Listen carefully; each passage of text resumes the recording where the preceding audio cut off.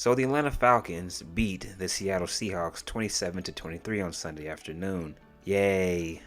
So far, my predictions for this team, the Falcons specifically, have been correct, unfortunately. I predicted that they would lose against the Saints. They lost. I predicted that they would lose against the Rams. They lost.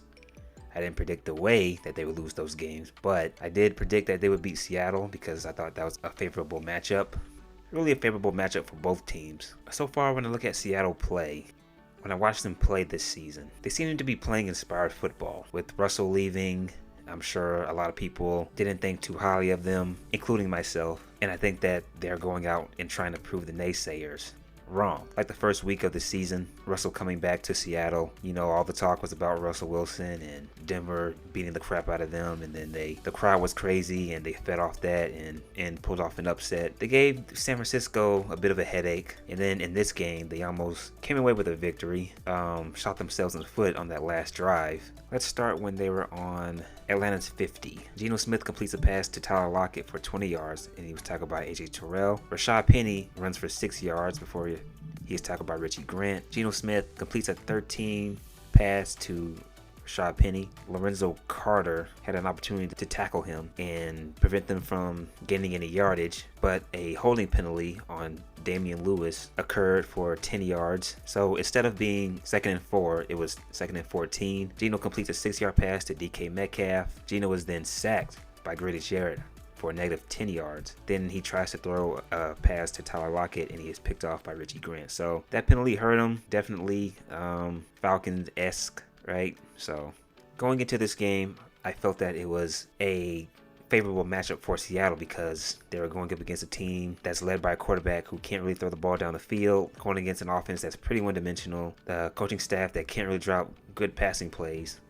a defense that is okay, but it's not dominant.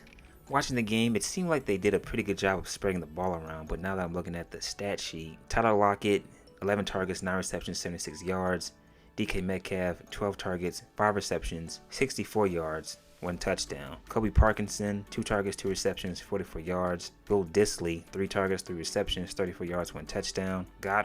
Marcus Goodwin, 4 targets, 2 receptions, 31 yards. Noah Fant, 4 targets, 4 receptions, 27 yards. And then Penny Hart, he only had 1 target for 15 yards. Watching the game, it seemed like Geno was doing a pretty good job of spreading the ball around consistently. It didn't feel like he was force-feeding it to Tyler Lockett and DK Metcalf a lot. Now, in the red zone, he was definitely trying to get it to DK Metcalf. Geno Smith, 32 for 44, 325 yards, 2 touchdowns, 1 interception. And he was sacked 2 times. He should have had 2 INTs. He came dangerously close to possibly throwing a pick 6. But outside of the 2 interceptions, I thought he was good.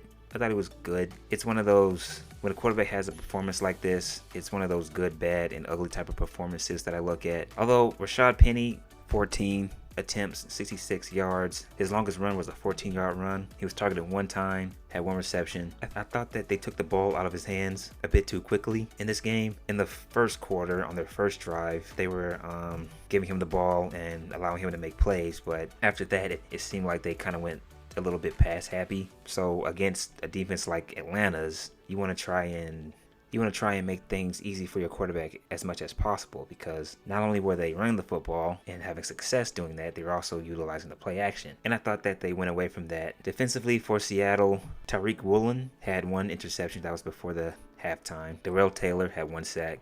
Quentin Jefferson had 1 sack. Kobe Bryant had 1 sack. This Seattle defense, this Seattle team as a whole, to me, well, the defense especially, this was a favorable matchup for both teams. Both teams are average or decent at best. I say average. I say you got 2 average teams. And when I look at Seattle, especially on that defense, I say they have quite a bit of average players. I think if you sprinkled in some playmakers, like when they had the Legion of Boom on the defensive side, they become a Super Bowl contender once again to me. Well, unless they find a better quarterback than Geno Smith. But Seattle, I don't think they'll make the playoffs. Like I said, I think they are playing inspired football, and I think that they'll give teams headaches, but I don't see them winning a whole lot of games. Now for Atlanta, they came out and tried to push the ball down the field in this game. They even came out and tried to hit Kyle Pitts for a big touchdown pass in the middle of the field, but Marcus Mariota overthrew him, but he liked the attempt. and they try to get Kyle Pitts involved in this game. He had 8 targets, 5 receptions, 87 yards. Compared to his first 2 games, and you could say some of his games from last season, this is night and day. Now, you like to see him get into the end zone more. You like to see him have more of an impact. You're still waiting on him to be that dominant force on the field, but I'll finally give credit to Arthur Smith and that coaching staff. They try to get him more involved, and as I said, they try to be aggressive in this game. Now, were they trying to be more aggressive because they were going up against Seattle's defense? Probably, I would say so. But if they are going to have a shot at making the playoffs, which I don't think that they do, but if they're going to try and, which of course they're going to try and make the playoffs, right? They are going to need to not be one-dimensional. They're going to have to drop some better passing schemes for Drake London, Kyle Pitts, Olamide Zaccheaus, Brian Edwards, this young, big receiving core. The game plan for Atlanta was the same as it's been since the start of the season. Running the ball, play action, get guys open. Marcus Mariota, 13 pass completions, 20 attempts, 229 yards, 1 touchdown, 1 interception, was sacked 3 times, 2 fumbles, and lost the freaking ball once. This guy has turned the ball over every single game so far this season. And if he had better performances, like just take care of the ball, he would have decent performances. I'd be like, okay, he played decent. He did enough. But this dude just can't seem to take care of the football very well. God.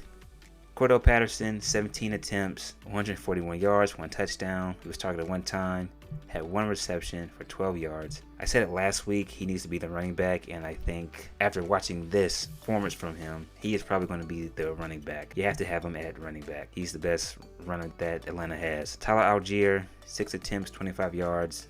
He looked better than he did last week. Drake London, 6 targets, 3 receptions, 54 yards, 1 touchdown. He seems to be utilized a lot more in the passing game. Olamide Zaccheaus, only 2 targets, 2 receptions, 49 yards. Anthony Frisker, 1 target, 1 reception, 22 yards. Now for the defense, Richie Grant had an interception, 2 pass deflections. Brady Jarrett had a sack. Lorenzo Carter had a sack. Michael Walker almost had a interception. I thought AJ Terrell looked phenomenal against DK Metcalf. Had 3 pass deflections. So the vibe in Atlanta seems to be this team is looking a lot better than a lot of people thought it would. Has this team gotten better? Yada yada, right? And for me, I would say the defense looks better, you know? Like they're doing things that a lot of defenses in the past have not been able to do, which is get teams off the field on 3rd down, create turnovers, and get sacks, create pressure. That's what defenses do. They create turnovers, they wreak havoc, they stop other teams from scoring. Now, they're not by any means as dominant as Tampa, Buffalo, hell, I would say Dallas. They're not those defenses, but, you know, they're capitalizing on the opportunities that are there. And I would say that's what I've been most impressed with. Next week they play Cleveland. They could very well win that game. Maybe. I don't know. I mean Nick Chubb is on a tear and Amari Cooper seems to be real comfortable, but who knows? Jacoby Brissett is the quarterback. Maybe they'll blitz him like they did Jameis. We'll see. Please leave a like, hit the notification bell. That is it. I am out.